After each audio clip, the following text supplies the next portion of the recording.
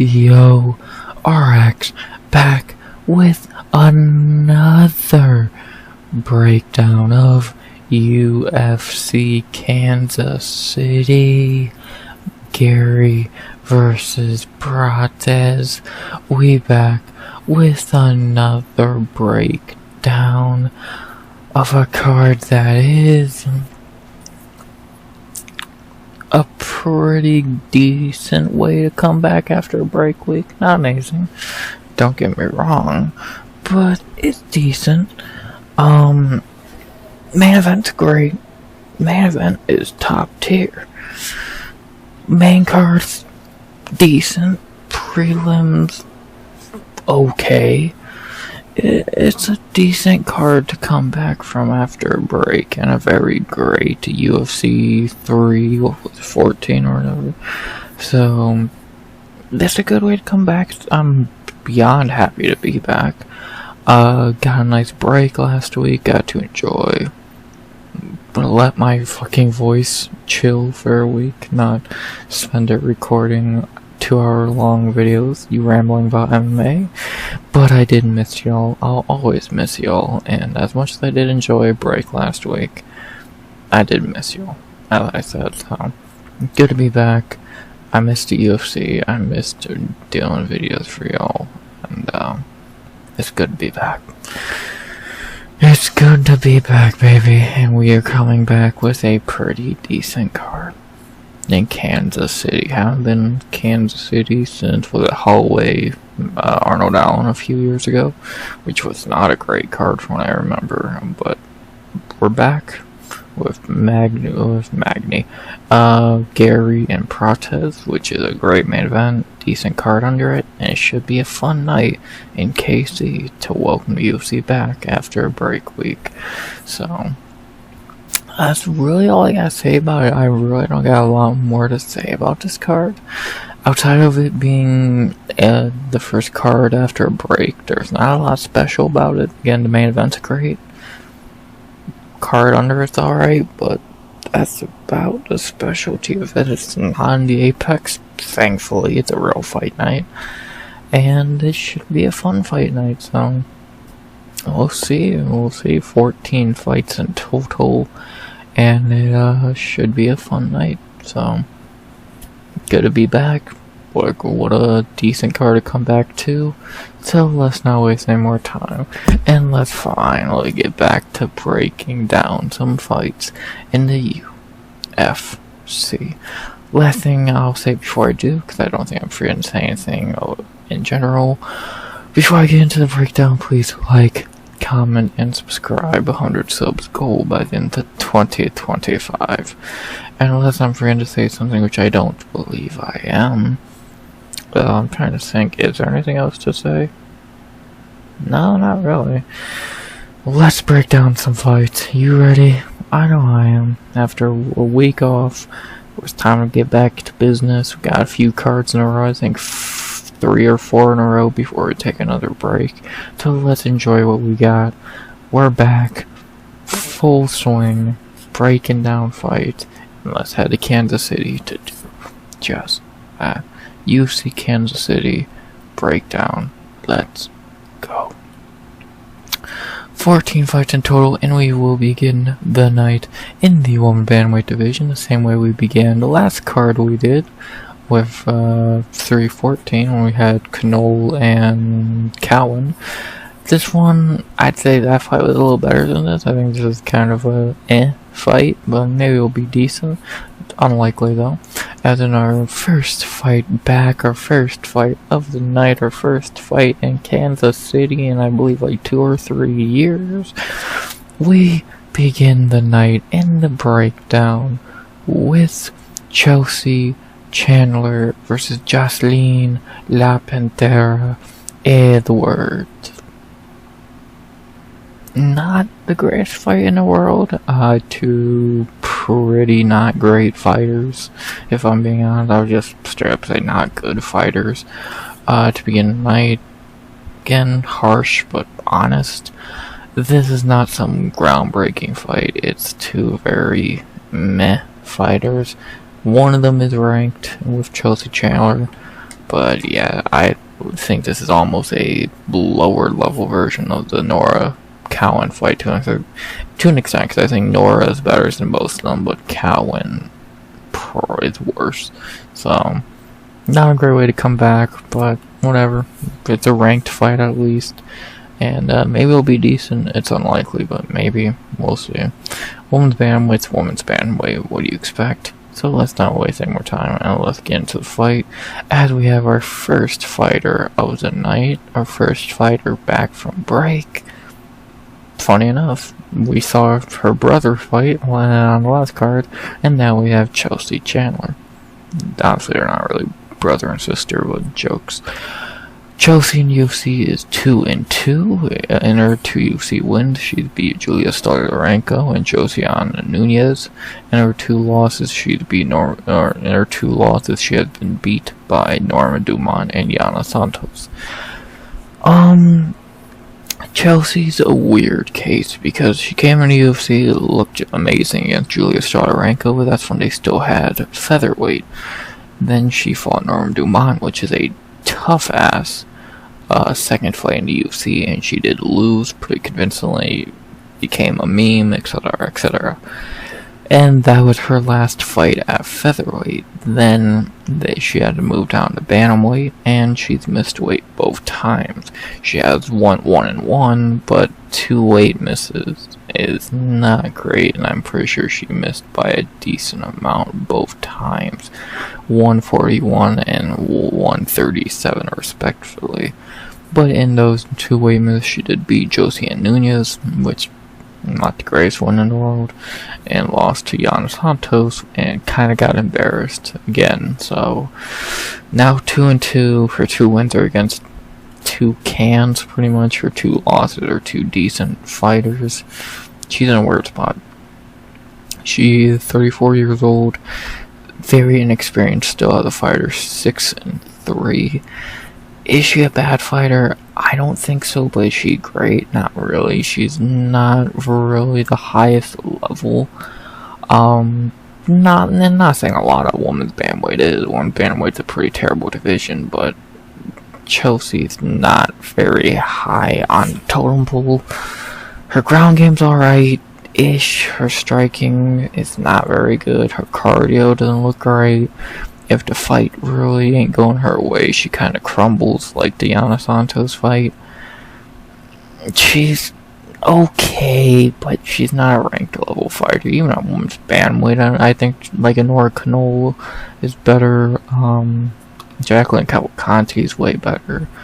Stuff women like that. So Chandler came in with potential, was a Stockton member from the Diaz gym, I believe, but she's just not that amazing. And that's 6-3 now after 2 weight misses. Getting another step down in competition after a loss. Yeah, she's fighting someone who's about the level of who she has beat, but at this point, after 2 weight misses, if she can't make that weight, she might be fucked either way. So that's her first fight, and then she has to fight Jocelyn Edwards, so I don't think Chandler's a bad fighter, but man, is she not a great one either. So, we'll see how she does. She's been off since August, so we'll see how she comes back. But yeah, she's kind of been exposed to be pretty underwhelming. Like, she's not much better. She's barely the best Chandler in the UFC, so that says a lot. So, yeah. To talk about her opponent, Joselyne Edwards, who's had a weird-ass UFC career and is not good at all. 5-4 in the UFC, even though it's probably closer to, let's see, take away 2 of those wins, it's probably closer to 3-6. Her real wins have been Yanan Wu, Ji Kim, and Tamaris Vidal. Her losses have been Cara Hosa, Jessica Rose Clark, Romana Pascal, Lucy Pudilova, Nora Knoll, and Eileen Perez. Edwards is a terrible fighter. Like, her only real wins, not counting 2 complete robberies, were Yanan Wu, garbage, Ji Kim, garbage, Tamaris Vidal, garbage, And her losses are to barely fighters who ain't garbage, like Pudilova, Pascal, Clark. Like, a few of them, Kernol and Perez, those are good losses. Karahoth is a good loss.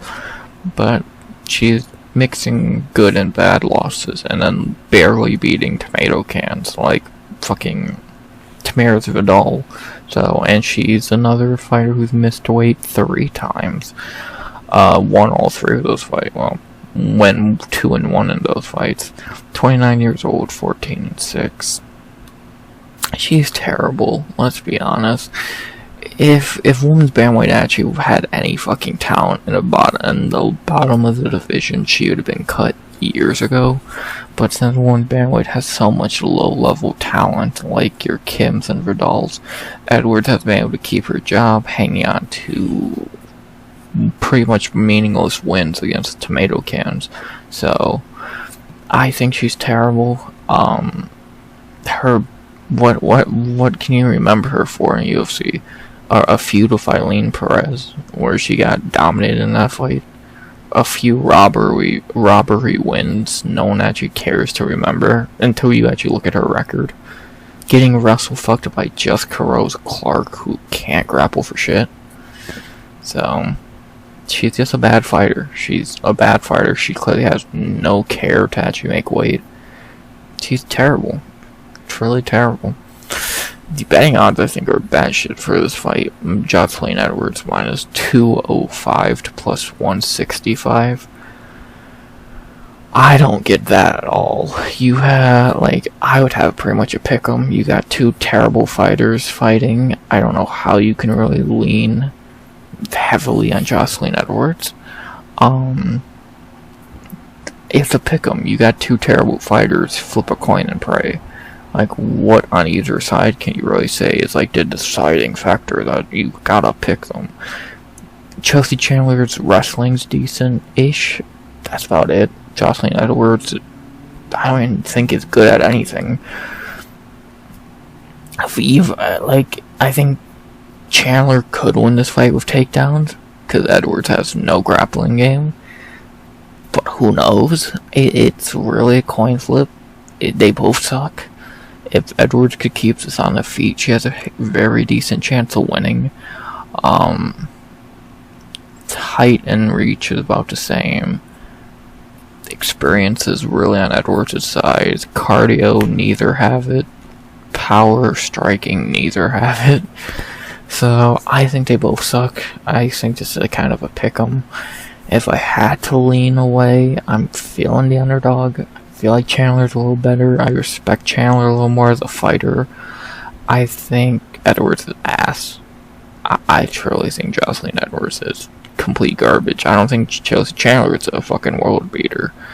But I think Joselyne Edwards is a little worse. So, if I have to make a pick for this fight, and what I think is a dog shit coin flip, I'm going to lean Chelsea Chandler by, I think, decision. If Jessica Rose Clark could hold you down for 15 minutes, a good chance Chelsea Chandler could.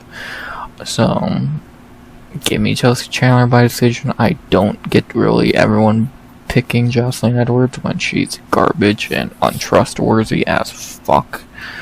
But what do I know? Well, maybe I'm wrong, but from what I've seen, I don't really want to pick either of these two. I think they're both beyond untrustworthy. But since I have to make a pick, give me Chelsea Chandler by decision. Give me the big underdog, even though it should be a pick'em. Get the decision win here to start the night. I just struggle to pick Joselyne Edwards. I don't know if I ever have, and I'm not upset about that, so yeah. Give me Chelsea Chandler by decision. Low-level MMA. It's that simple. Rarely low-level fight. Women's bantamweight's really bad. It's truly that. It's truly that simple. Those two should not be in the UFC. So, whatever. Give me the underdog Chelsea Chandler to begin the night. I think she's a tiny bit better. After that, we will go to our second fight of the night, which I believe is a short notice fight. Not super short notice, but short notice to an extent. As in our second fight of the night, we head to featherweight, up 10 pounds to the featherweight division. And we have a fight that's also kind of easy to predict, in my opinion. Very easy to predict, and the betting odds I think are a little off. As in our second fight of the night in the featherweight division, we have Timmy Twilight Cuamba versus Roberto El Charro Romero. I believe Timmy is stepping in for someone. No? Okay. I swear Romero had a fight with someone else booked and then Timmy stepped in, but I guess I'm wrong. So yeah, this was the original plan. Timmy and Roberto. Pretty simple fight to predict in my opinion. I'm not going to waste a lot of time here, so should be a pretty simple fight. A lot easier to predict than the first fight, so let's talk about it. We'll begin with our first male fighter of the night, Timmy Twilight. Timmy in the UFC is 0-2 Contender Series, where he got a complete robbery win in my opinion. He didn't look good in that fight. No, thankfully he did not get a contract, 'cause, again, he looked awful and don't even think he won that fight. Then he won a fight on the regional scene, and then I believe stepped in on short notice for his UFC debut against Blackshear. Did passable, but clearly lost. I don't know how it was a split. Then he fought Luke Almeida, who sucks, and somehow Timmy made him look pretty solid. And now he's fighting Roberto, who is easily the best fighter he's fought in the UFC. Timmy's terrible. If you want to be honest, I just don't think he's a good fighter at all. I don't know what you would even say he's good at. Striking? No. Luke Almeida looked good against him. Grappling? No. Blackshear looked good against him. I literally don't know what this guy's good at. I think he's a god-awful fighter. I can't even say anything good about him, because from his 3 UFC fights, a robbery on Contender Series and 2 L's against pretty bad fighters.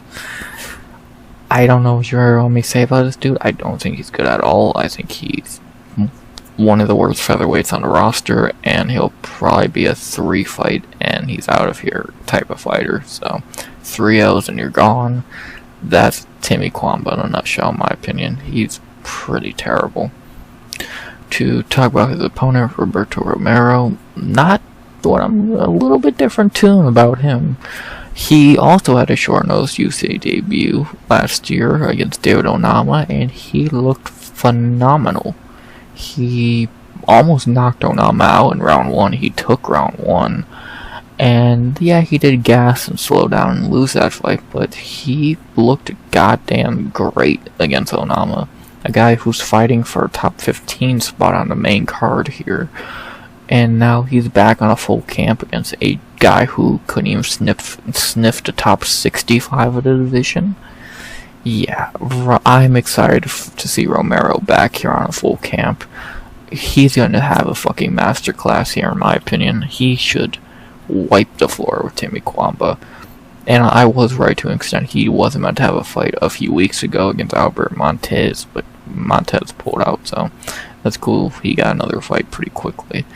So this should be a complete fucking layup for him. If the dude, unless he's one of those cases of a guy who stepped on a short nose and looked great and then sucked his next fight, Jordan Fusenich, we just saw Hoff Garcia's a legendary story like that, etc., etc.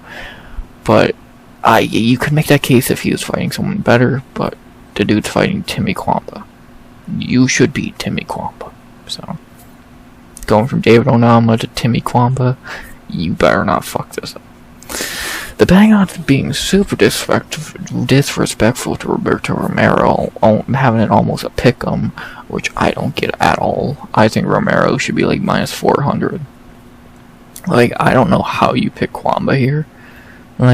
What has Cuamba showed you that he could win this fight? Looking ass against tomato cans? As Romero, is 0-1 and is 1-2 in his last 3, but he lost to David fucking Onama, who's fighting for a ranking on this fight, on this card. If you think he's gonna win that or not, that's besides the point. Romero, and this is full camp Romero. We saw Romero on no camp look good. What about on a full camp? So I'm taking Roberto Romero here, like, easily, without really thinking about it. And I'll even go a step further, and I can't believe I'm going to say this for this fight, but Roberto's my lock of the night. I really think he should win this fight. I think he's way better than Timmy.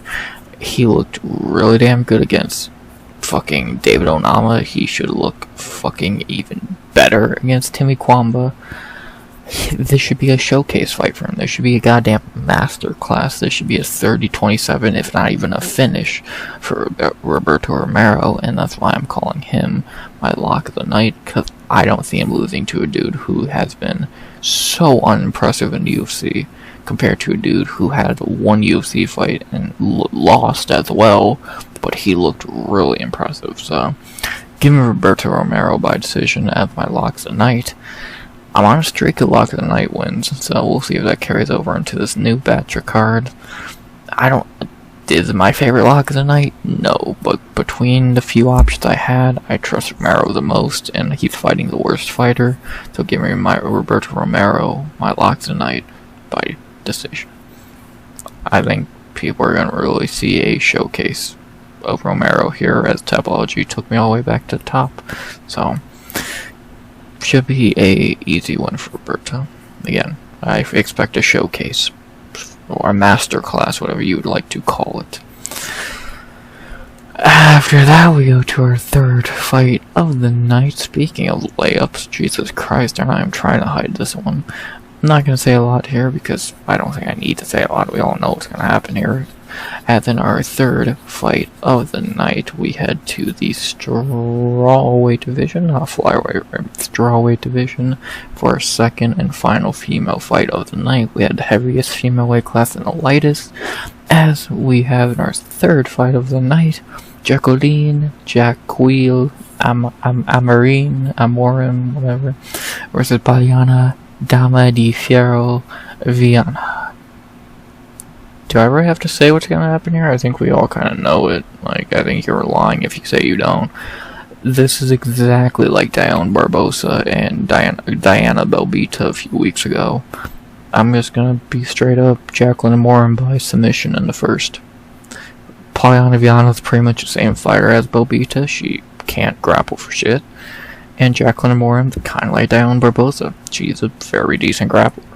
So I look at it exactly the same as Barbosa and Viana. The UFC is just trying to clear out some garbage, and the easiest way to do that is have them fight a grappler who's way better than them. So, give me Jaqueline Amorim by submission in the first.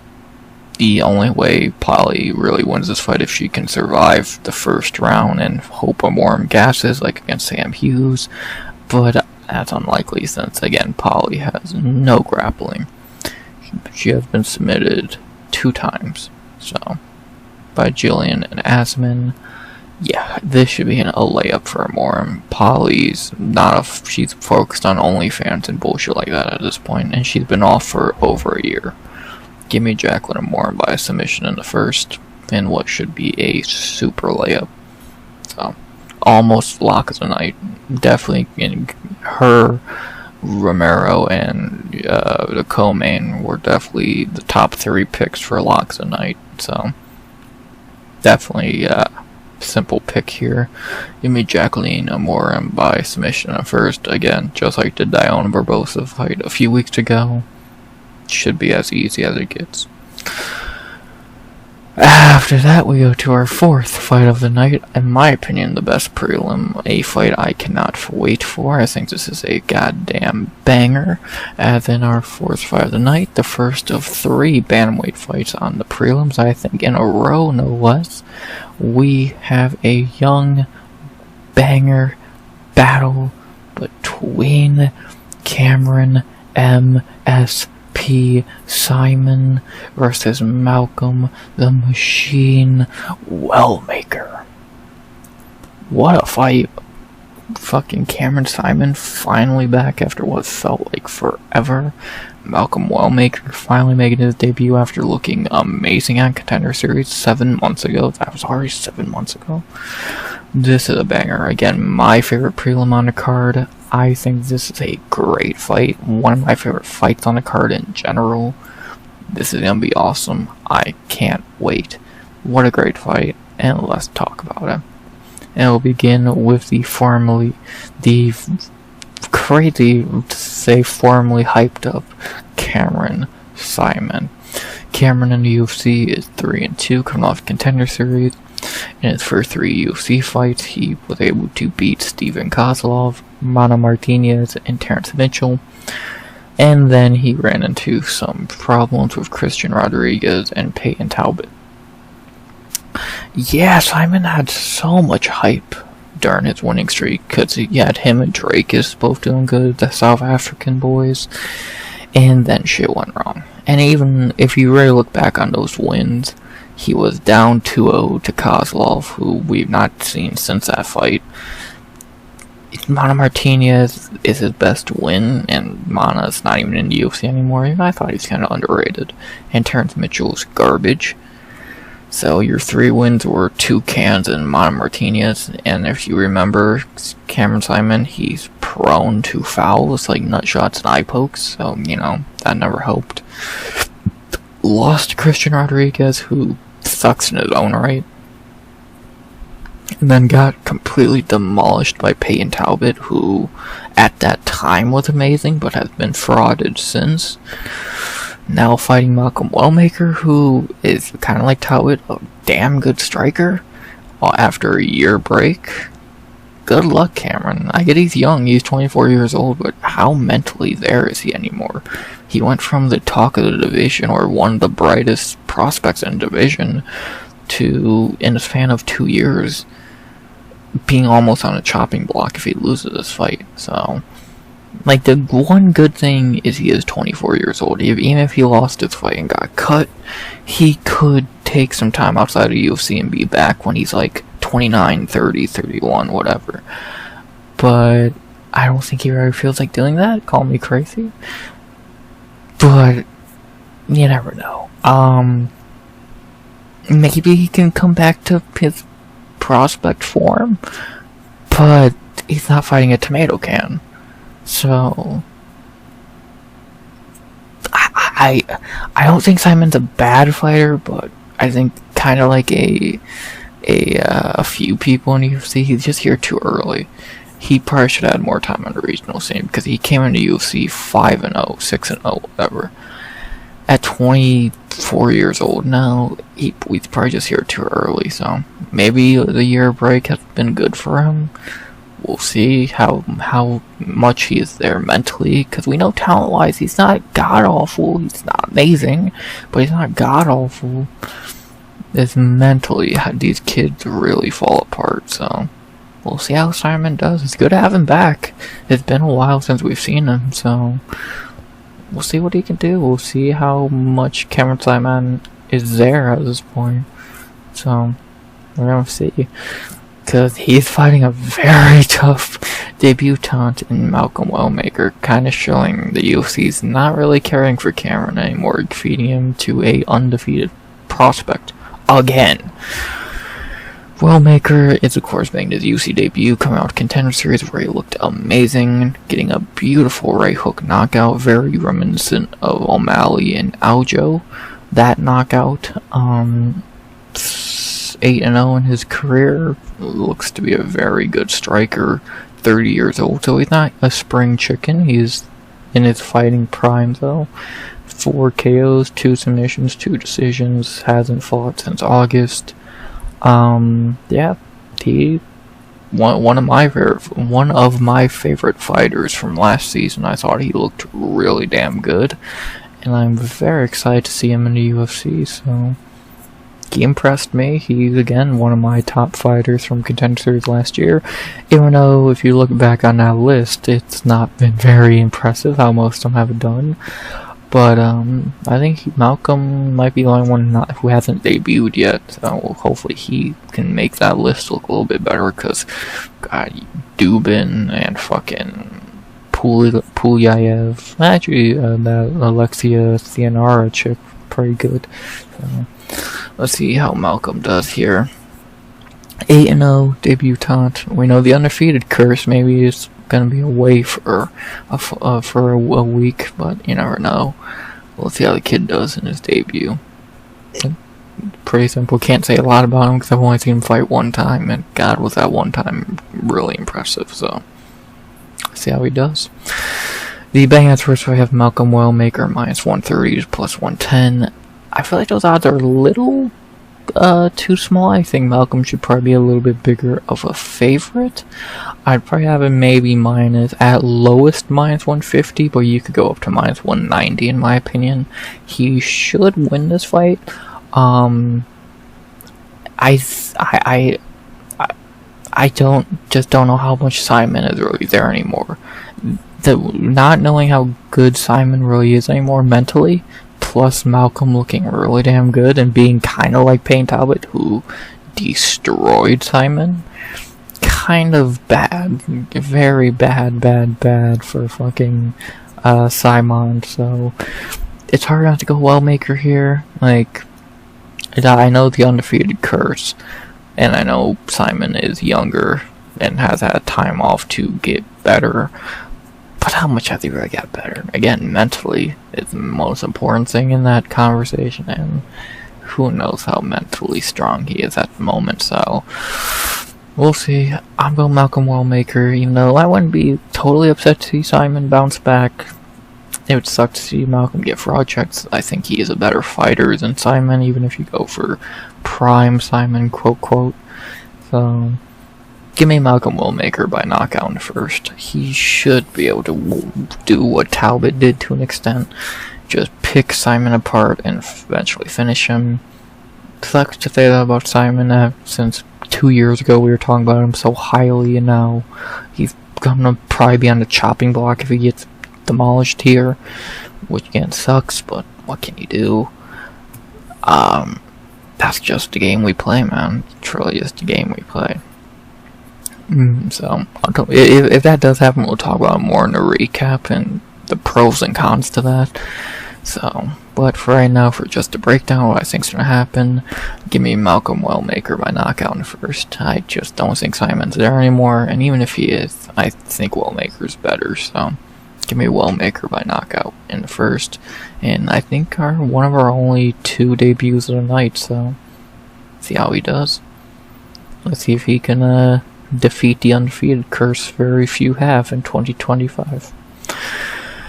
After that, we go to our 5th fight of the night, staying in the bantamweight division again for our second of 3 bantamweight fights in a row on this prelims, and this one is pretty decent in its own right, as we have in our 5th fight of the night. Another pretty simple fight to predict in my opinion, but that doesn't mean it's a bad fight, as we stay at bantamweight with a fight between the Monster Blackshear versus the Mongolian Knight Alatengheili. Decent little fight here. Seems pretty thrown together since Damon just fought a few weeks ago, but God, everyone wants to be Kevin Holland fight as much as possible, which I respect. I truly do respect that, so I guess Damon wanted to fight again ASAP, and Alatengheili was ready to go, so got this. We're already seeing another Damon Blackshear fight, in this 3rd one in the span of 5 months, so cool. Not gonna complain. Damon Blackshear's a pretty good fighter, and let's see what happens here. Can he get his 3rd win in a row? Let's find out. 3rd win in 5 months would be pretty impressive. Well, let's talk about it. I'm not going to say a lot about Damon since I've just broken down one of his fights like less than a month ago. When he beat up Cody Gibson. Well, not beat up, but beat Cody Gibson. He's now 4-3-1 in the UFC.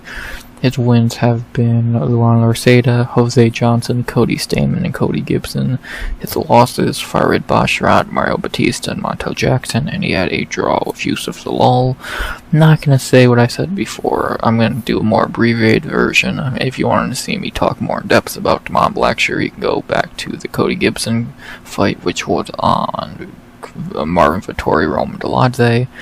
Long story short, Damon's a very decent fighter who just lost to some very good fighters. Farid Basharat, we know, is a really good fighter. Mario Batista's top 15 ranked. Montel Jackson's really damn good. And even his wins are not terrible. Like, Cody Gibson's a solid fighter. Cody Stamen sucks. Jose Johnson's twister, enough said. So, he beat Yusuf Zalal, in my opinion. So, a lot of people think he beat Mario Batista, so what does that tell you? Damon's really good. He's well-rounded. His striking's decent. His grappling's great. 30 years old, staying active. He's really damn good. It's funny, he was super inactive at one point, and now he's super active. He was super active. I don't know why my voice went saying that. So, cool to see Damon Blackshear active and fighting consistently. Not really much more to say. When he's fought the, not lower level guys, but the not top tier guys, he's beat them all. So, yeah, he's pretty decent. I can't say much more about Damon Blackshear since I felt like I've talked about him so much lately. To talk about his opponent, Alatengheili, who's kind of the opposite. We've not seen him since May of last year, so over a year. In the UFC, he is 5-2-1. His 5 wins have been Dana Bagarel, Ryan Benoit, Kevin Kroom, Chad Anhellinger, and Clayton Rodriguez. His 2 losses were Casey Kenny and Chris Gutierrez, and he had a draw with Gustavo Lopez. Alatengheili's kind of a forgettable fighter. Like, his 5 wins are 5 tomato cans, if we're being honest. His best win's Dana Bagarel, who most people probably don't even know or remember, who, you know, I think he's a pretty underrated fighter. He were never going to crack his potential. The rest of the wins are can, super can, mid at below mid can. Casey Kenny at that time's not a bad L, but hasn't aged great. Chris Gutierrez a few years ago, that's fine. We'll talk about him very soon. And a draw of Gustavo Lopez, that's not a great look. Alateng's fine, but as you can see, every time he's fought a name, he's kind of lost. And so, I don't think much of Alateng. He is 33 years old, so he's getting older, very experienced, but a lot of these Chinese, Korean fighters have a very padded records coming into the UFC. Like, just look at Road to UFC, prime example of that. Oh, he lost to Kai Asakura. Yeah, this dude sucks. Yeah, not a lot to say about Alateng. Good to have him back finally. Especially since I did pick him as the underdog against Clayton Rodriguez, and he did win, so thank you for that. But, outside of that, yeah, not really much to say about Alatengheili. He's very meh. He's not trash, but he's not a world beater by any means. He's very just meh. The betting odds seem to agree with me, having Damon Blackshear minus 345 to plus 265. I don't know about having that big of a favorite, but I'd probably have him, if you want to say 300, that's fine. 300 and lower you could go. I think the lowest you could go is like minus 260. Damon should win this fight. I think he's better. On the feet, it's close, but I would lean Damon. On the ground, it's all Damon Blackshear, no questions about it. He should win this fight. He's 5 inches taller, much lengthier in reach, 3 years younger, much more active. Damon Blackshear should win this fight pretty soundly, in my opinion. Wouldn't be shocked if he added another submission to his record, but you never know. Alatengheili's only been submitted 1 time, and that was by, was that even in the UFC? No, that was by this dude. So, we'll see if Damon can get the submission here. More than likely, I'm going to say Damon Blackshear by decision, but I guess the submission is very possible, but I think I'm going to go decision. I think Damon's activeness can hinder him a bit here, and Alatengheili's a little bit better on the ground than Cody Stamen, and he's about the same as Cody Gibson in my opinion, and grappling maybe a little worse, so we'll see. Give me Damon Blackshear by decision. It's either going to be a 15-minute grappling match or a Damon Blackshear submission in my opinion, unless Alatengheili can crack his chin like Montel Jackson, which is unlikely. Damon Blackshear should get his 3rd win in 5 months. So, give me Damon Blackshear by decision. After that, we go to our sixth fight of the night, a rebooking from earlier in the year. Hopefully these two can finally fight in 2025, as we have in our sixth fight of the night, Chris El Guapo Gutierrez versus John Sexy Mexi Castañeda. Not gonna waste a lot of time here because I did already break this fight down earlier in the year because it did get cancelled on weigh-in day. Chris Gutierrez is just super unlucky in 2025. If you want to go see a more in-depth breakdown, I broke this fight down for 313. I don't really have anything new to add. I think I'm going to change my picks though, because I think I was picking John Castañeda for that fight. I didn't get to put a pick in. I'm thinking I'm going to switch to Chris Gutierrez here for my pick. Again, I believe in my first breakdown I picked Castañeda. Again, I'll link that in the top right if you want to go check it out. It's a tight fight. It's a 50-50 fight. These two are about the same level. They're very good veterans in the division who have looked good and bad at times. Both about the same age, both about the same level in my opinion. Both very decent guys. Never been able to break that higher echelon, but they're not garbage. They're very decent veterans of the division, and this should be a very, very good fight. But my pick, I think, is going to change from Castañeda to Gutierrez, as I said. I agree with the betting odds being 50-50. They should be. They should have been the first time in my opinion. But I think I'm leaning Gutierrez now. Castañeda did get sick or whatever on weigh-in day or some bullshit along those lines. So, and that was a month ago. I'm gonna lean Chris Gutierrez, I think. I think he'll be able to do some decent work here. We have seen Castañeda look very mid in the past, if not even underwhelmingly bad.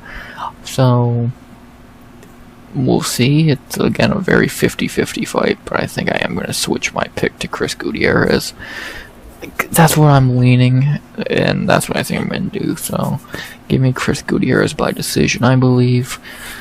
It's rare for me to change my pick, especially for rebooking, but it's just hard to not lean Gutierrez here, in my opinion. I think I've seen him be more consistently decent.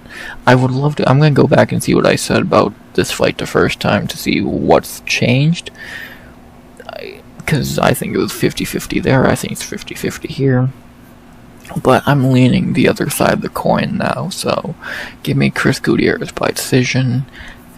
This is gonna be, if I get this wrong, I'll be so fucking angry, but I think I'm gonna go Gutierrez. Should be a close fight, should be a good fight. Again, if you want to see a more in-depth breakdown of this fight, top right. Got a lot of guys fighting really quickly after each other. This fight, Blackshear. Don't make it my job easier. I don't have to say a lot about him. So, more in-depth breakdown, top right. I think I'm going to switch my pick though to Chris Gutierrez by decision. Such a 50-50 fight. Hopefully, more importantly, picks aside, can we just please get this fight? Gutierrez has been fucked out of a fight all year. Castañeda got the fight canceled the first time. It's up at 145. Can we just get this fight, please? And thank you. But, again, give me the other side of the coin this time around. Give me Chris Gutierrez by decision. After that, we finally get close to the end of the prelims as we hit our prelim co-main event of the evening. A fight that did have a short notice replacement. We'll talk briefly about that. Because, God, what a story that is. As in our co-main event, the prelims, our 7th fight of the night. Yes, sir. We have a lightweight bout that's not really great. It probably should be much lower on the card, but whatever. As we have in our prelim co-main event, Evan the Phenom Elder versus would it be George or Jouge? I think it's George, but it also could be Jouge. G Money Young. oh boy, does this fight have a story to why it's changed. So, originally, this fight in total, just not even just with Evan Elder, it was meant to be Ahmed Hasanzada versus Mitch Ramirez. Then Ramirez pulled out, it became Elder and Hamid. And then last week, this dickhead, Hamid, did some very illegal shit and got arrested and cut from the UFC immediately. If you want to go Google it, go Google it. I don't think I even could say it on YouTube if I wanted to. But yeah, it's fucked up if the UFC cuts you on the spot. So yeah, fuck him. And now we get to see Evan Elder and Zhao Young. So we went from a piece of shit and Mitch Ramirez versus Evan Elder and George Young. So sweet. So let's talk about it. We'll begin with the guy who was meant to be in this fight from the not start, but who ain't stepping in on shorter notice. Evan Elder, who we've not seen in a while from what I remember. 2-2 in the UFC. We've not seen him since July of 2024. His UFC career started with 2 losses to Preston Parsons and Nazim Sedikov. His 2 wins have been Gennaro Valdez and Darius Flowers. Elder's okay. He's not amazing. In his 4 fights, he got kind of beat up by Preston Parsons from what I remember, but in his last 3 fights, it should be on a 3-fight winning streak. He beat Nazim Sadikov, for being honest. The doctor saved Nazim's ass, which is a running theme with him, because Elder was up 2-0 on scorecards against Nazim, and then a tiny cut stopped the fight, so that's kind of bullshit. And then in his last 2 fights, he beat Gennaro Valdez, who sucks, and Darius Flowers, who sucks. So, Elders is looking decent, but he's just fighting tomato cans now. Gennaro and Darius, who are not even in the UFC anymore. And the 2 dudes he's fought who are still in the UFC, he lost to, and he probably should have beat. So if you want to go off that, the best opponent he's fought, he really beat. So, I guess you want to look at it that way, he's not that bad. 28 years old, again, been off for almost a year. So we'll see how he looks in his return. His 3rd fight booking of the year, so let's see if he can finally fight in another super low level versus another super low level opponent. We'll see how he does. He's done good so far against low-level guys. That's out of Preston Parsons, but that was super short notice from what I remember. Let's see how Elder does here against a debutant. So, not much to say. 2-2 in the UFC. Looked decent, but against bad competition. We'll see how he looks. We talk about his debuting opponent, George Young. I don't know if that's actually how you say it. I don't care. Young is making his UFC debut, like I said. He was on Contender Series last year, but got beat by Killian Salkild, so that's not a bad loss at all. That dude's really damn good. He did have a fight pretty quickly after Contender Series, got a nice 11-second knockout in round 2, and now he's fighting in the UFC on short notice, so he did have a fight booked for May, but obviously that got canned immediately, and now he's in the UFC. Let's see how this dude does. 24 years old, 9-2. I don't remember much about his Contender Series fight. Again, I do remember he lost and did not look amazing, but I don't remember a lot about it outside of that. Doesn't look like he's really beat anyone on the regional scene worthwhile. So, take that as you will. I doubt he wins this fight, but he got his opportunity. 24 years old. I swear he's Australian, but I guess I'm wrong. Again, 9-2. See how this dude looks. Short notice, about a week and a half notice. We'll see how he looks. He was already in fight camp, I guess, since he was meant to fight not long after this, so I guess it's not the shortest notice, but still to an extent it is. So, see how he looks against not an impossible debut, but not an easy one either, so should be interesting. The bangouts for his fight are not on Tapology, but I believe Evan Elder is like minus 150 or whatever. I believe. I'll just take a look. God damn it, Tapology, why do you keep doing that? Let's just take a quick look, shall we? Where's... So Evan Elder is about minus 200. I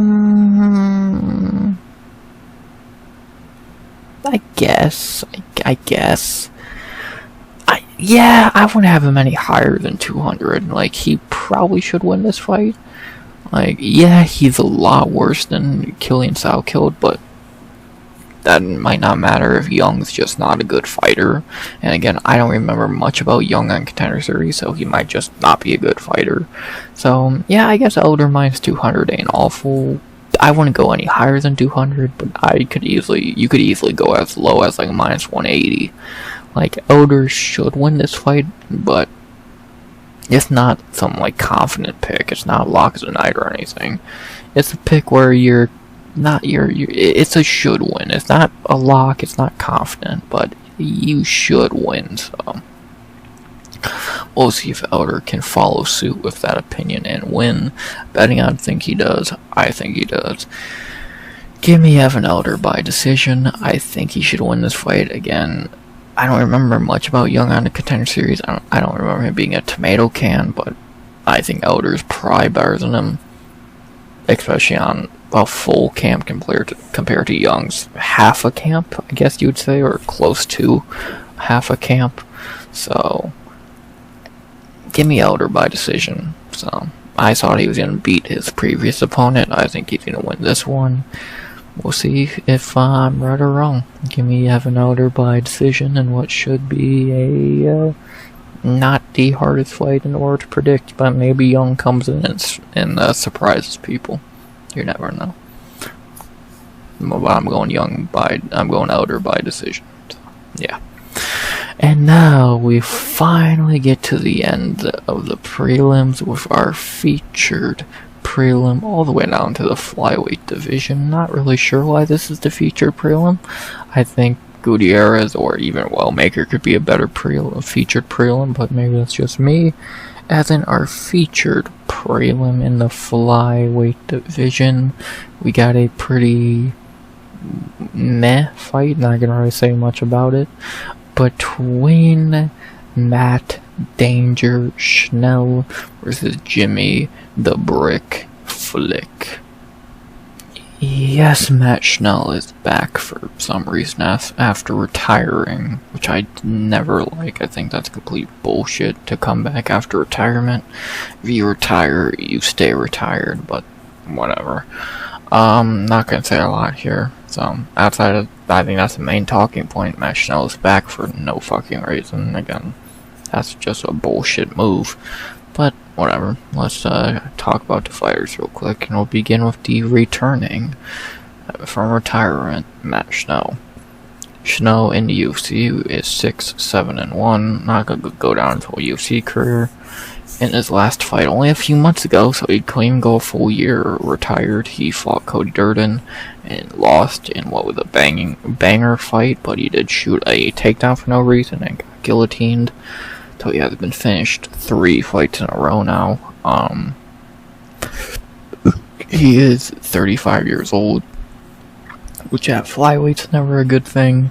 I never thought Matt Schnell was that good of a fighter, if I'm being honest. Outside of the Sumadarji fight being amazing, what has he really done in the UFC besides suck?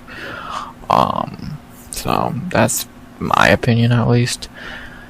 Now he's 35 years old, coming back from retirement, so how much is he really in the game for the love of it, or how did he just realize, oh shit, I need money, and come back?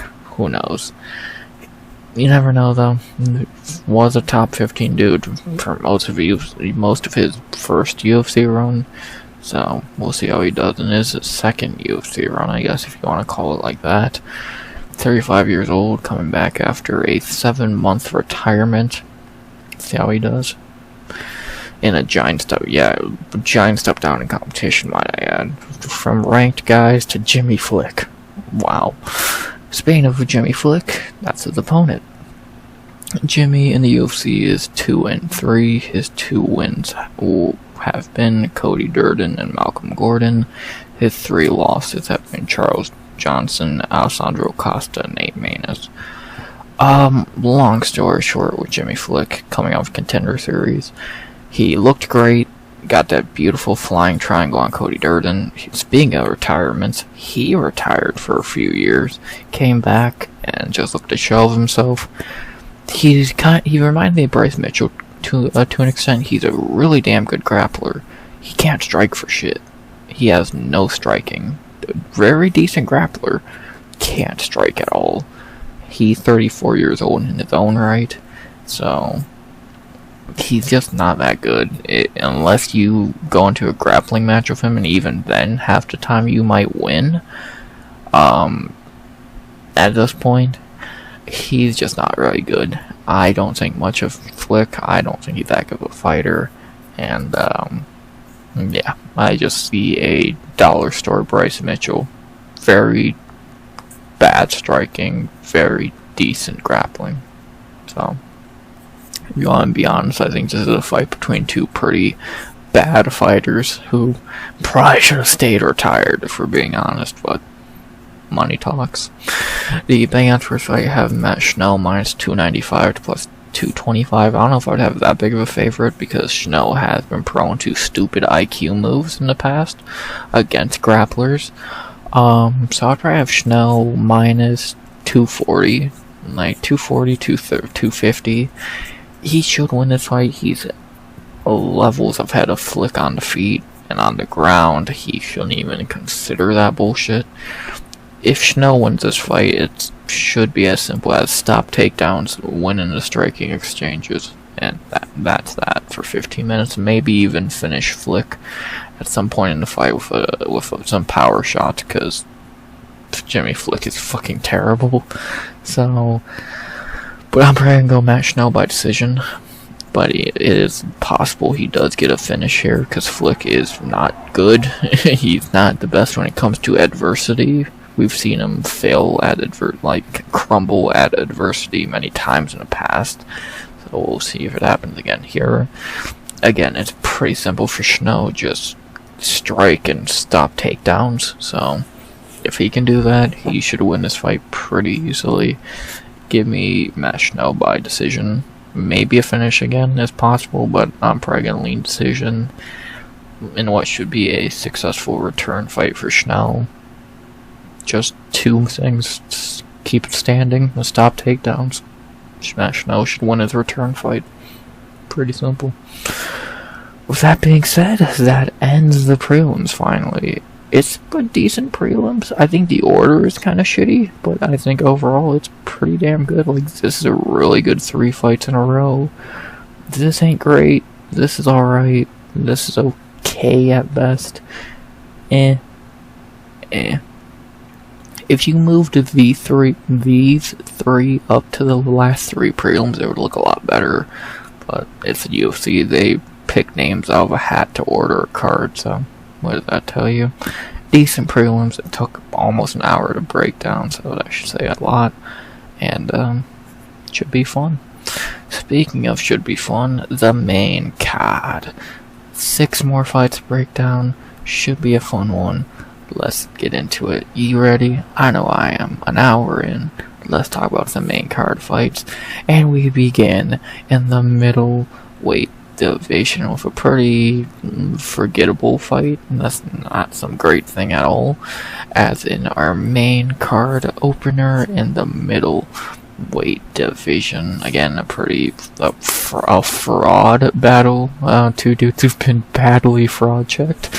And then our main card opener, starting the night of UFC Kansas City, we begin the MC with Ikram Aliskerov versus André Segbano Muniz. This should be an okay fight, even though both these guys suck. If we're being honest, these 2 dudes are pretty terrible. Ikram went from main eventing a card to opening the main card, and Muniz just sucks. So, yeah, this should be very intriguing. 2 years ago, this fight would have been a lot more interesting, but in 2025, it's rough. So, yeah. Let's talk about it real quick. I don't really think I'm gonna break anyone's fucking mind with what I think of this fight, so let's get into it. As we'll begin with our first main card fighter, Ikram Aliskerov.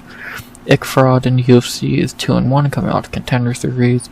His 2 wins were Phil Hawes and Warley Alves, and then he got completely fraud checked by Robert Whittaker. Now he finally gets to fight André Muniz after getting the fight booked 2 other times. Yeah, Ikram should still win this fight. As much of a fraud as he is able to beat the shittier fighters in the division, and André Muniz definitely counts as one of those shittier fighters in the division. So, for as much of a fraud as he is, he should be able to beat André Muniz. Muniz is not much better than Warley and Phil Hawes in my opinion, so. And of course it's a step down from Robert fucking Whittaker, so yeah. He might be a fraud, but I'll still be honest, Ikram should be able to get back on track here, beating a shitty André Muniz. Again, I don't think I was going to shock anyone with my predictions. It's pretty simple. For André Muniz, not a lot to say. 6-2 in UFC at 35 years old, 2-0 on Contender Series, so he had to go on Contender Series twice. Which is fucking crazy.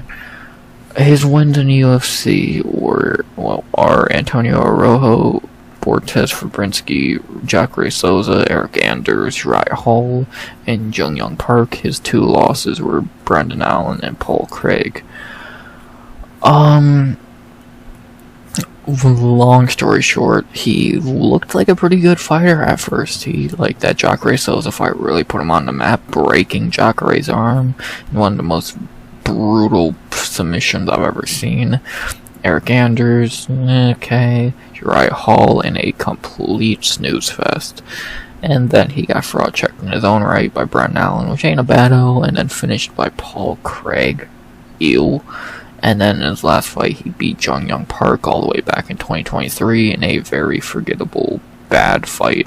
So, I remember he did look alright in that fight. He did clearly win that fight from what I remember, but it wasn't some impressive thing by any means.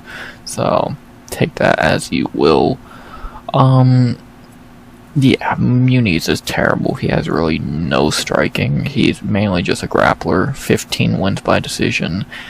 Coming back after over a year layoff. Hasn't fought since December of 2023.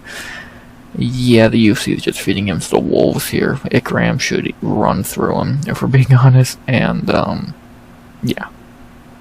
It's pretty simple. UFC feeding Ikram, a 35-year-old grappler. I wonder what's going to happen. The betting odds are not surprising. Ikram Aliskerov minus 625 to plus 450. I don't think I would have him that big of a favorite. I'd probably move him down to about like a 550 range, 560, 570. Ikram should win. Yeah, I don't think he should be that big of a favorite, because that's the odds he was when he was like pre-fraud checked. Now that he's been fraud checked, you gotta put a little bit of an asterisk next to his betting odds, but overall he should still win this fight pretty goddamn easily. He's a way better striker. He's not much worse on the ground. Like, he has 5 submissions in his own right. He was able to give Hamzat problems in grappling exchanges when they fought back in their young days. Ikram should win this fight pretty goddamn easily. Muniz is just not good.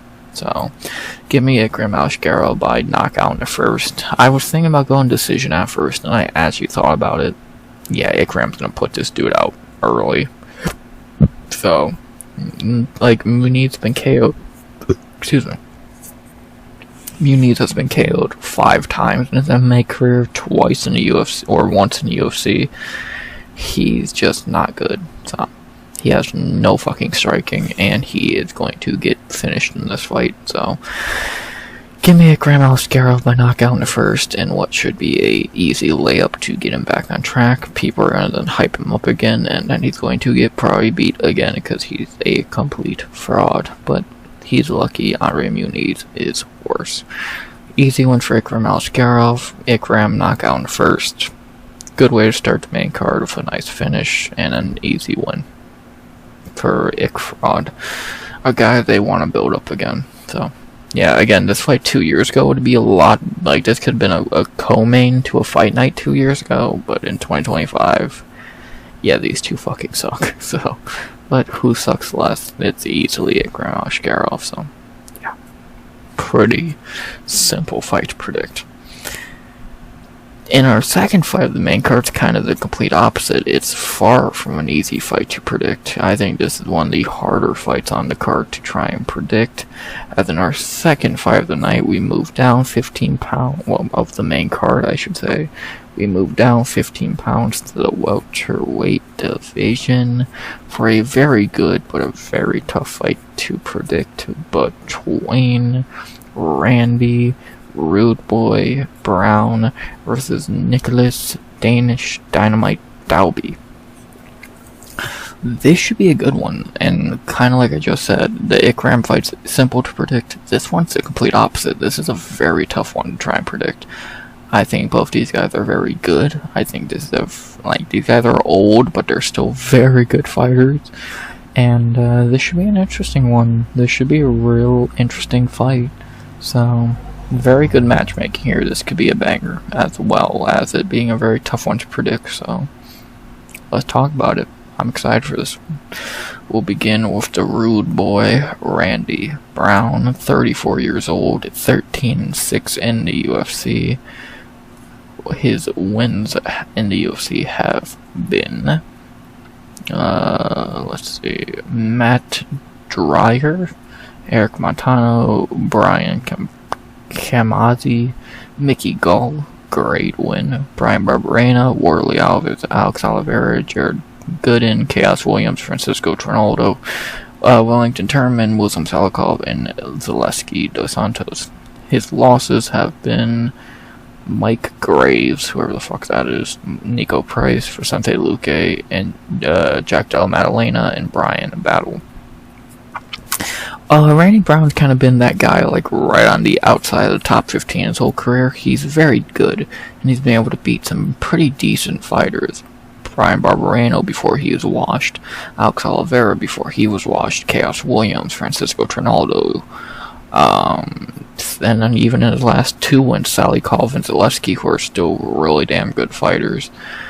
But then every time he fights a guy a little bit better, like your Luque, Maddalena, and Brian Battle, he's lost. Like, in close fights, no less. The Brian Battle fight was very close. It was probably a terrible performance by Brian Battle. The Vicente Luque fight, he got KO'd. So, but he's never been able to break that glass ceiling. I don't think he's ever been ranked, which is kind of a crime because he is really good. But he's never been able to break that glass ceiling and enter the top 15. But he's always been like if you looked at the best fighters in the division, he's probably like number 17, 18. But he's never been able to jump into the 15, 14 range. And it's a shame because, again, he is talented. But he is getting older. He is 34 years old now, and people are learning how to beat him. He's a very good striker. He has very good reach management, length management, whatever you want to say. He really knows how to use his reach at times. His ground game is not awful, but it's not amazing. He's good at submissions, I'll say that. And his cardio is decent. Again, that Brian Battle fight, he kind of just got held on the cage. He really didn't even get beat that much. He just got cuddled. And then before then, he beat guys like Zaleski and Salikov, who are very good still, so... You know, I not really much bad you could say about Randy Brown. The worst thing you can say about a guy is he's 34 years old and never been able to break that glass ceiling of an elite fighter in the division. What do you really want me to say? Dude's very damn good. So, he's getting older, but he's still probably number 19 or 18 in the division when it comes to the best fighters in it. That's just how it goes. To talk about his opponent, Nicolas Dalby, a guy who's somehow hitting his prime at fucking 40. Somehow. Dalby in the UFC is 7-4-1-1. That's for sure. What a fucking record that is. Did he have 2 UFC stints? He did. In his first UFC stint, his only win was Zaleski, which that's aged pretty well. He had a draw with Darren Till, and then he lost 3 in a row. Or 2 in a row, my bad. And then when he came back to the UFC, he has beat Alex Oliveira, Daniel Rodriguez, Claudio Silva, Warley Alves, Muslim Salikov, and Gabriel Bonfim. And he only lost to Tim Means and Renat Frakhmadinov. He had a no contest with Jesse Ronson. He's had a weird UFC career, especially since coming back. He's pretty. He started off nothing special, 2 wins, a no contest, and a loss. But then he came back in 2022 and looked like a different fighter. Beat Claudio Silva, not a great win, but it happens. Beat Warley Alves, not a great win, but okay, not awful. Beat Muslim Salikov, which was super surprising. He was a giant underdog, and no one really predicted him to win. And then the cherry on top, fraud-checking Gabriel Bonfim in Brazil as a ginormous underdog. That was like his career highlight, and feel good moment for him because Dalby is a good fighter. He's earned a moment like that. And then in his last fight against Renat Frakhmadinov, a lot of people say he won that fight. And you can make a debate. Dalby, like, Renat's not good. And you could have easily made a case Dalby won that fight. So he could easily be on a 5-fight winning streak right now. And now he's coming back against a very tough Randy Brown. This dude's really hit his prime in his late 30s and early 40s. That dude's 40 and he's doing the best work of his goddamn career, so 23-5-1 now.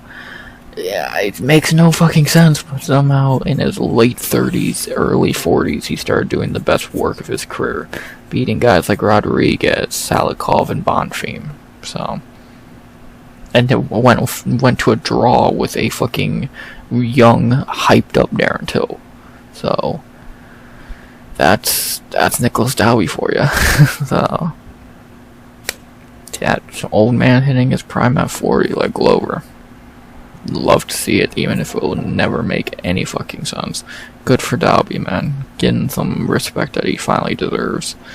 And yeah, long story short, the bang out first fight at Randy Brown minus 205 to plus 170. I think those odds are a little much. I think Randy Brown should be the favorite, but not minus 200. I'd probably have Randy minus 130, minus 140. He should win this fight. I think being a much younger and much taller, I think Brown can win this fight at range, even though I think Dalby's going to give him a fight. I think people need to stop counting out Nicolas Dalby, because how many times can he prove you wrong lately, me included. I'm still going to take Randy Brown, I think. I think he should be able to win this fight if he fights smart enough, but I would not be shocked at an upset. Dalby is very good, and he could find a way to win this fight. We've seen Randy Brown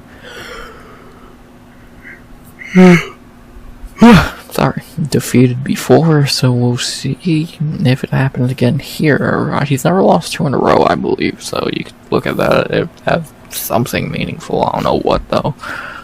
This is just a really good fight. It's going to be a really good fight, and we're going to see what happens. I can't wait. It's going to be a banger.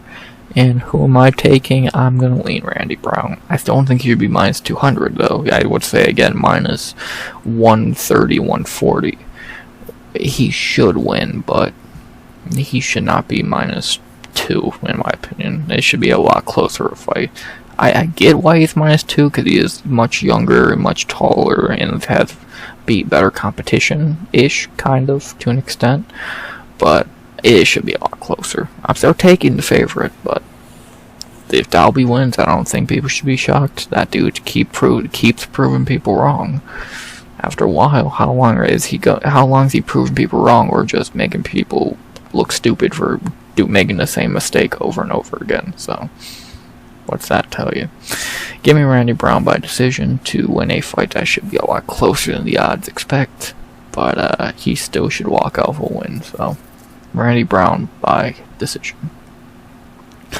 After that, speaking of people who went from main events to not main eventing anymore, our third fight of the main card, going back to the middleweight division in what should be a fun one, as we have in our third fight of the main card, heading back to middleweight for another fraud battle. That would have been good a year ago, but now it's kind of lost its luster to an extent, as we have in our third fight of the main card, Michel the Malidor Pereira versus Abus Magomedov. Yeah, again, a few years ago this fight would have been pretty damn good, but in 2025, after Michel just got his ass kicked worse than you've ever seen, and Abus Magomedov just not good, this will be interesting. This should be interesting still, but it could have been a lot more interesting a few years back. And again, speaking of guys who fell from main events, Michel Pereira. So, this should be interesting. Let's talk about it. We'll begin with the Malidor, Michel Pereira. Michel in the UFC is 9-3. We all know about his welterweight run. He did pretty good, but he did have some ups and downs. It was just not his weight class. Finally, he did move up to middleweight, and since moving up, he is 3-1. His 3 wins are Andre Petrosky, Michel Olichechek, and Ihor Potieria. His only loss was to Anthony Hernandez last year in a main event, which was one of the worst beatings you'll ever fucking see. But that's fluffy for you. The criminally underrated, but I think is finally getting some respect, Anthony Hernandez. You can't get upset about that. And because you know we know what we're getting with Michel Pereira. He's a one-round fighter. If he doesn't finish you in round 1, you're going to beat him. And that was the truth of Fluffy, and that's the truth in every Michel Pereira fight. If he don't finish you in round 1, you have a ginormous chance to beat him because he has no cardio and he has no grappling. So he has submissions, but he can't grapple for shit. And mixed out with no cardio, he's been very beatable at times in the UFC. So yeah, he's good. He's explosive. If you can survive that round 1, props to you, because very few can.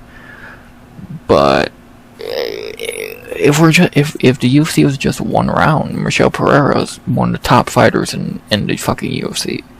But since it's more than one round and grappling's involved, yeah, this dude has a lot of issues. So he's still very good. In that first round, he's very damn good. But outside of that round 1, especially if it hits the mat, he's kind of a fish out of water. To talk about his opponent, Abus Magomedov, who's just not good. 3-2 in the UFC. His 3 wins have been Dustin Stoltzfus, Warley Alves, and Bruno Vieira. His 2 losses have been Sean Strickland and Caio Borrello. Yeah, Abus is terrible. He's a complete can crusher. Dustin Stoltzfus, not the best fighter. Warley Alves, tomato can. Bruno Vieira, fun tomato, well, not tomato can, but a fun low-level fighter. And his 2 losses, Strickland, whoever thought that was a good fight to make, is an idiot. And Caio Borrello, whoever thought that was a good fight to make, is an idiot. Yeah, Abus is a terrible fighter, 34 years old now. Yeah, he looked better in the Vieira fight, probably the best he's ever looked overall as a fighter, but I still don't think he's that good. And unless he proves me otherwise, I still think he's pretty bad. His striking is okay, his grappling is getting better, but I don't think it's going to be that. I don't think much of it. We'll see what Abus can do. He's looking like he's starting to get more well-rounded, but how much does that really mean when he's fighting better competition than Dustin Stoltzfus and Bruno Vieira? So I guess we're gonna find out, aren't we? See what he can do against a ginormous step up in competition, a formerly top 15 dude. I don't think he's in top 15 anymore, but formerly ranked in both divisions, welterweight and middleweight. So see how Abus does. The betting odds for this fight have Michel Pereira minus 165 plus 130. Yeah, it's hard to dispute that. I think Michel Pereira is a better fighter. Like, this is a fight between two dudes with no cardio, and when you factor that in, you gotta think who has more heart, and it's definitely Michel Pereira. If the fight goes deep and Abus can't get takedowns, Michel Pereira has more heart. Abus quit against Sean Strickland and Kyle Borrello, so Michel's just better, I think, and I don't think Abus is going to be able to survive round 1, let alone the whole fight with Michel. Like, I don't think Abus does well against adversity. Again, Sean Strickland, Kyle Borrello kind of showed that. He quit pretty quickly. So, imagine what Michel Pereira, one of the best one-round fighters in UFC, is going to do to him. Yeah, give me Michel Pereira by knockout in the first. And that's the only pick you could ever make with Michel Pereira at middleweight. Either knockout or bust, because he ain't ever winning a decision. That man, the heavier he is, the less cardio he has. And yeah, it's one round or bust. If this fight goes deep, if the fight goes deep, I think we're going to get a really bad fight, because you're going to have two dudes gassed as shit trying to knock each other out or grapple. So, prayers we get a finish in round 1, and if we do, it's going to be a Michel Pereira finish. So, we'll see we'll see if that actually happens. Outside of Strickland, have the Abus ever really been knocked out? Only one other time. Who I think it was? Lewis Taylor. Christ. Give me Michel Pereira by knockout in the first. I don't think Abus is that good, and I think Pereira is good enough in that round 1 to find the right shot to put Abus down, and make him quit. So, give me Michel Pereira by knockout in the first, and what should be a good way for him to bounce back after getting mauled by Anthony Hernandez, which is an understandable L, but God, was that not competitive. Give me Michel Pereira by knockout in the first. I think he's going to make Abus quit. If it goes deep, then I'm going to start sweating bullets about who's win this fight, but I don't think I'm going to have to worry about that too much. Maybe I'm wrong. We'll see. After that, we go to our 12th fight of the night, our 4th of the main card. Would this be our featured bout on a 6-fight card before the co-main event? I guess, if you think about it. And then our 4th fight of the main card, a ranked battle in the featherweight division. We talked about one of these guys earlier, so now we actually get to talk about his fight, as we have in our 4th fight of the night in the featherweight division. Giga Ninja Chikadze versus David the Silent Assassin Onama.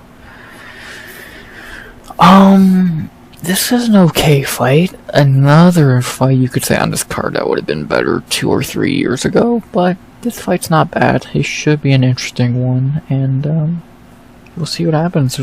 This is for a ranking. Giga is ranked, I think, 13th or whatever in the division. So let's see what happens here. Can he keep his ranking? Can Onama take it? One way to find out. And we'll begin to break down to find such things out with Giga Chikadze. Giga getting up there in age now at 36 years old, 8-2 in the UFC. He was on Contender Series, which I did not remember. He lost to Austin Springer all the way back in 2018. Yeah, I think I know whose career went a little better since that fight.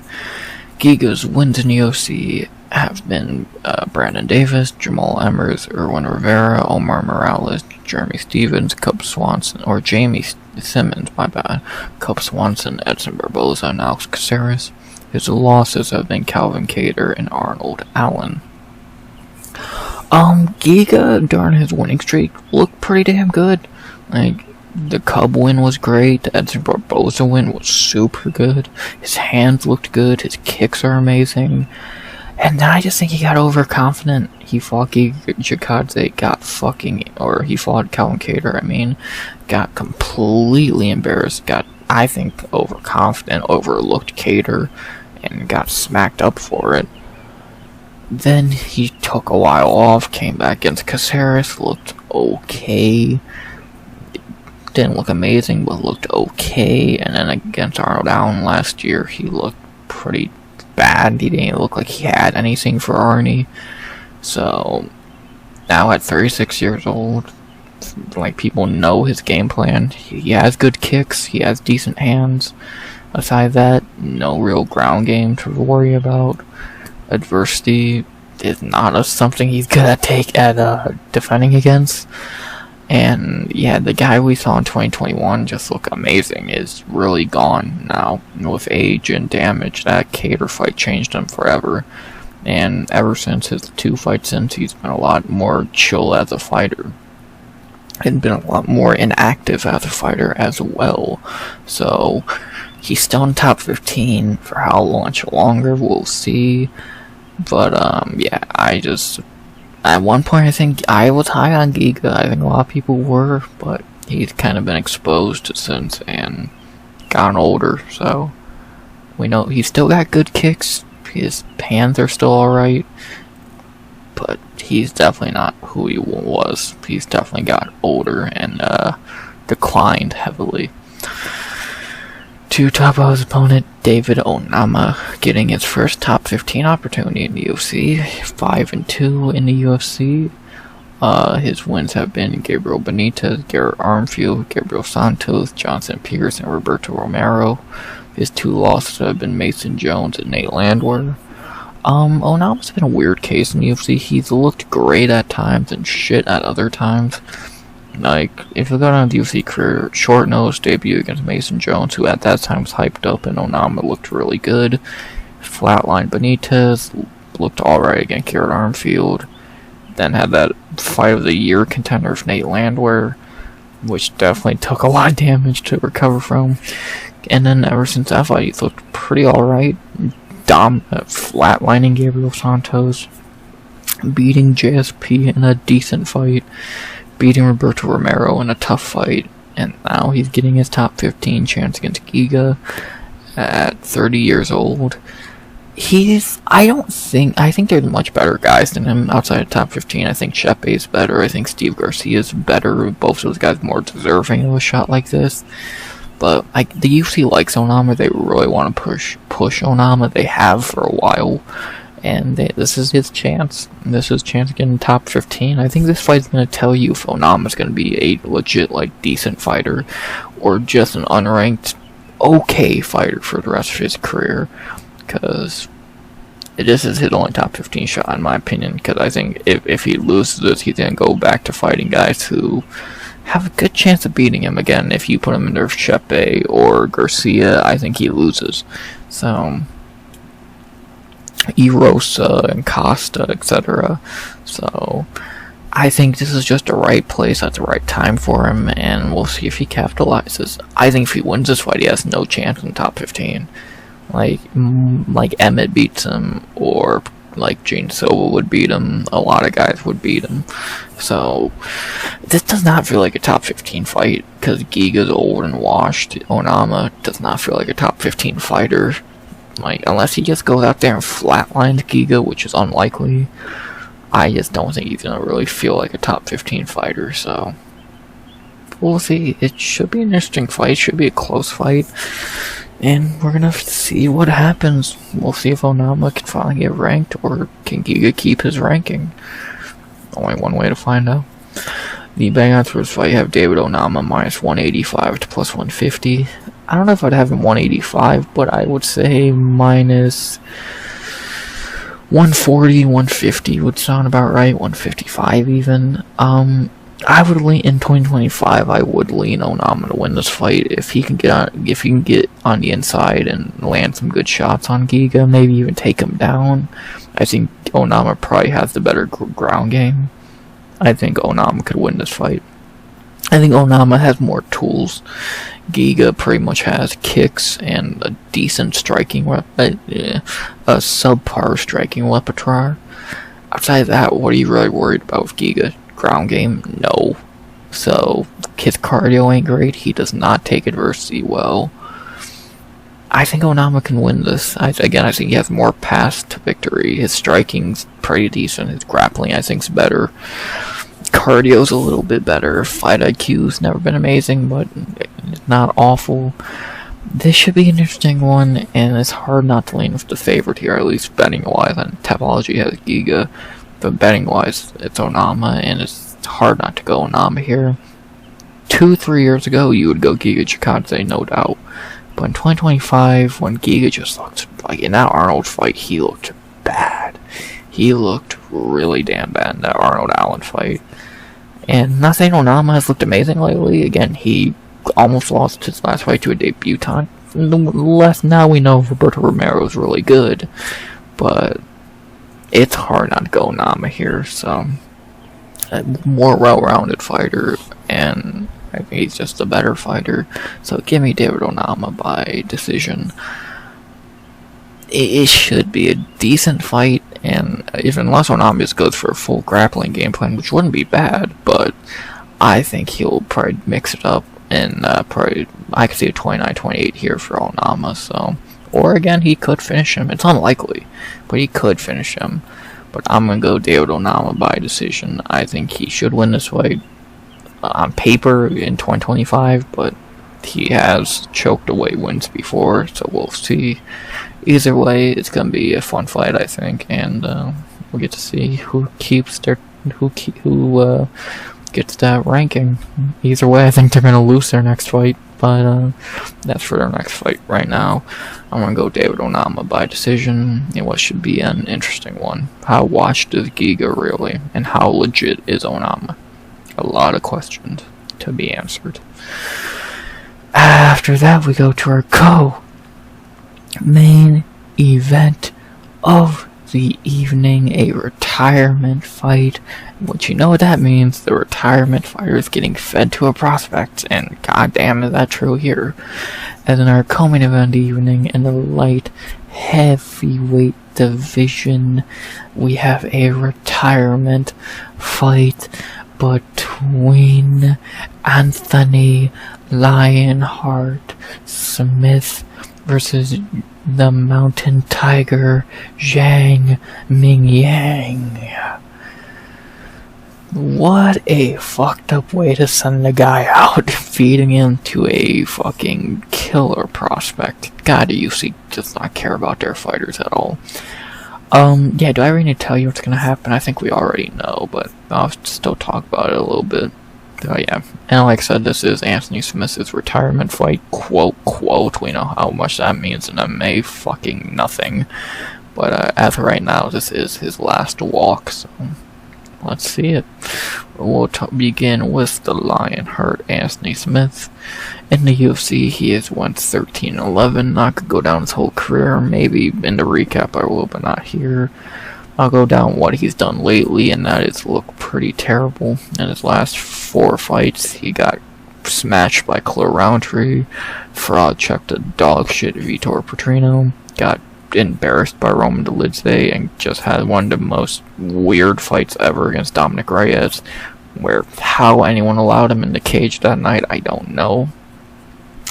He is 36 years old now. He is definitely washed and not the fighter he was. Not saying he was good before, but he's way worse than he was before. The only ones you can get in the last couple years are Ryan Spann and Vitor Petrino. That says a lot. He just is not that good to begin with, and now that he's getting older, he's getting worse. Like, his striking is pretty non-existent at this point. His grappling's okay. Like, he's still a veteran, so he still knows how to do some sneaky shit. But his chin's gone, his durability's not really there.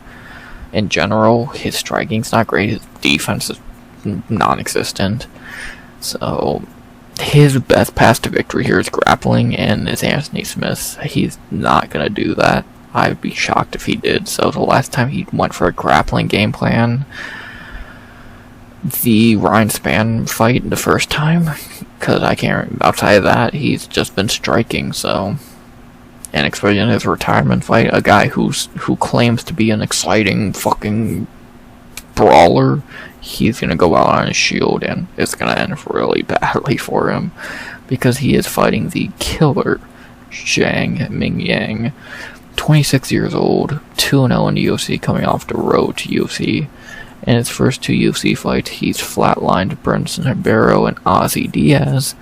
Yes, low-level cans, but gotta start somewhere. Now he's getting his top 15 shot against Anthony Smith. He's going to put Anthony Smith in the goddamn dirt. Let's just be honest now. So, dude has won 11 in a row. He has 12 knockouts over his 18 wins. All his wins are by finishes, so he does have a submission game, so he's not completely useless on the ground. He's only went to decision one time, which is a little worrying against a veteran, but what can you do? 18-6, 26 years old. Again, he has looked flawless in the UFC so far. And yeah, they're just feeding Anthony Smith to Zhang. And if being honest, the UFC just wants to build up Zhang and get him in the top 15, and I think they're going to succeed.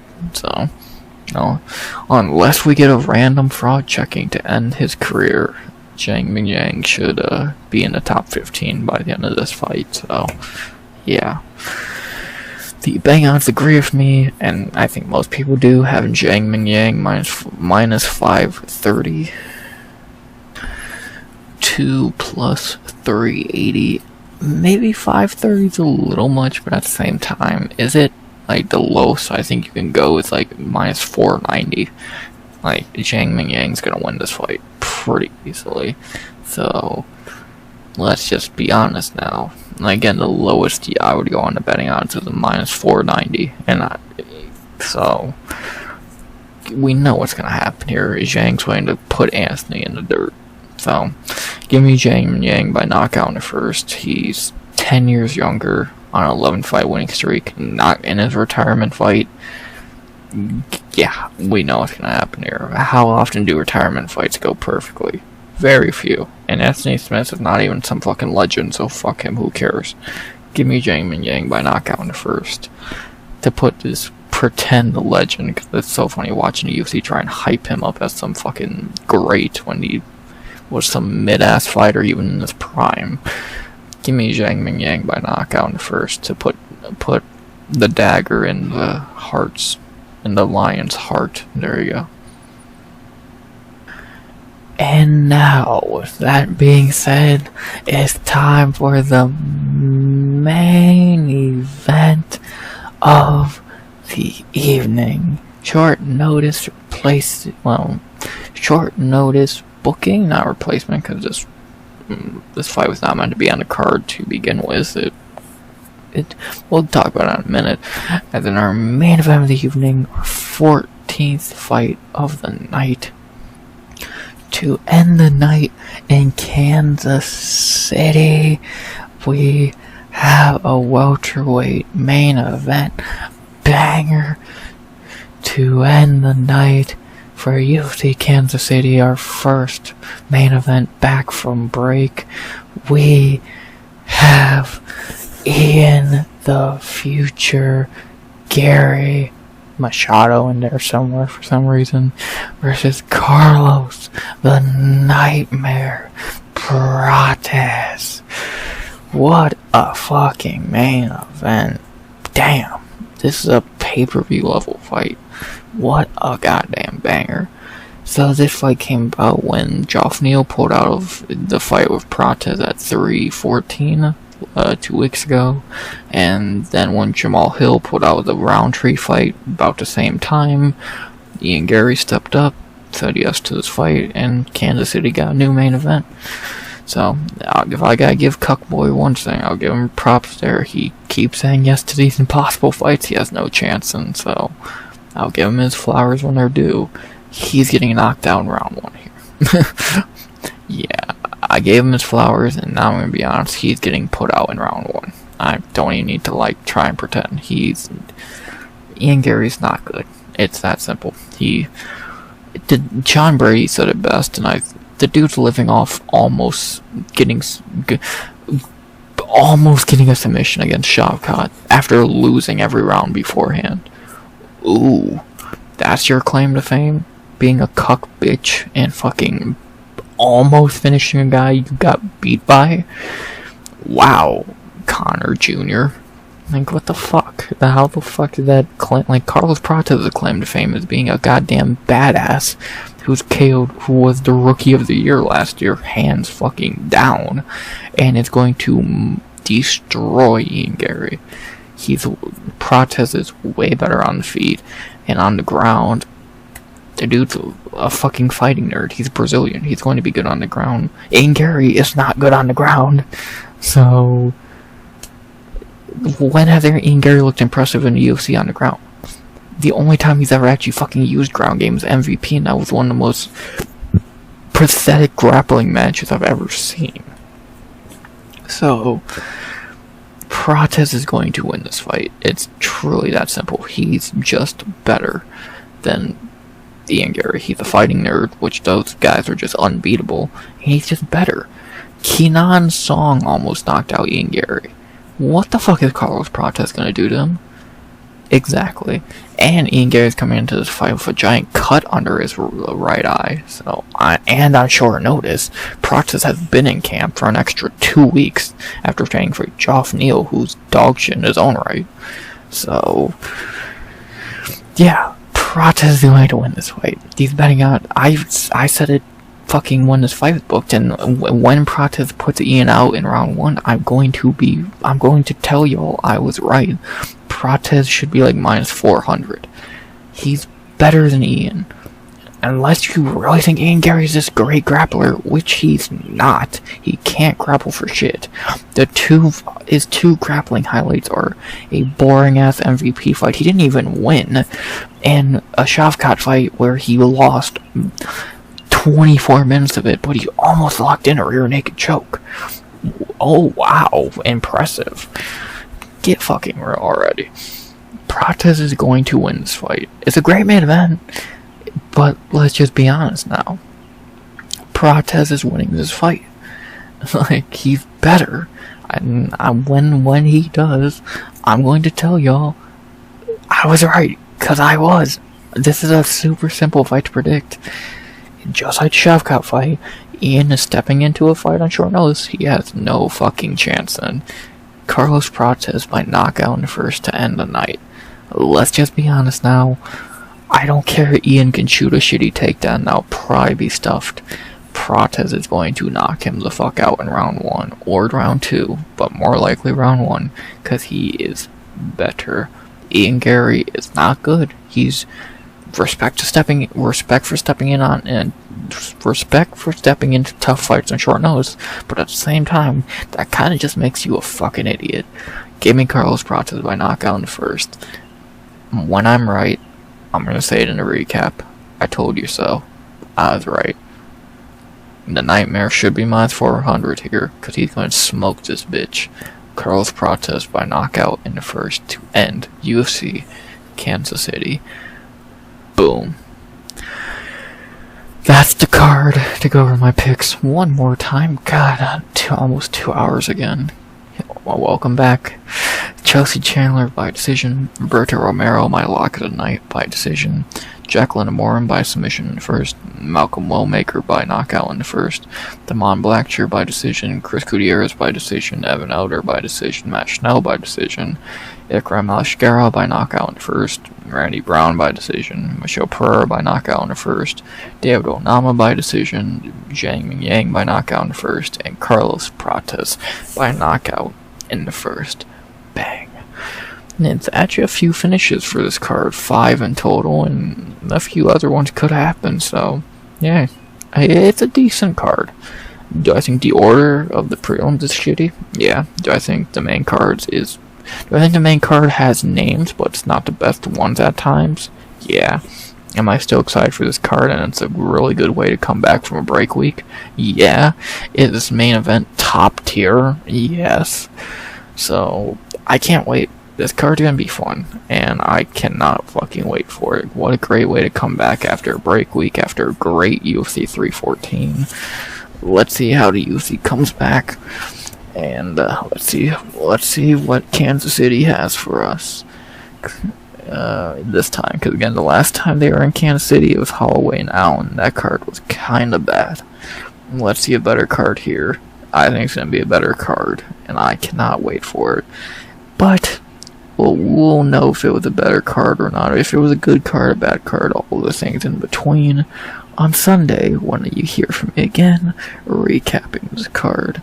So, I'm not going to say when on Sunday, because it's me, so it could be any fucking time, but sometime on Sunday, I will recap this card, and we'll see how good it really was. Because on paper, it's decent, and execution is alright. Hopefully, I'm saying it's better than alright, but only one way to find out, and that's sitting ready to watch it. I can't wait for the card. Can't wait to tell you all I was right about Prates and everything in between. UFC Kansas City, it's good to be back, y'all. I fucking missed y'all, and I can't wait for this card, the recap, and everything afterwards. Breakdown in the books. It's good to be back. I love y'all. I hope you enjoyed the video. Please like, comment, subscribe. 100 subs goal by the end of 2025.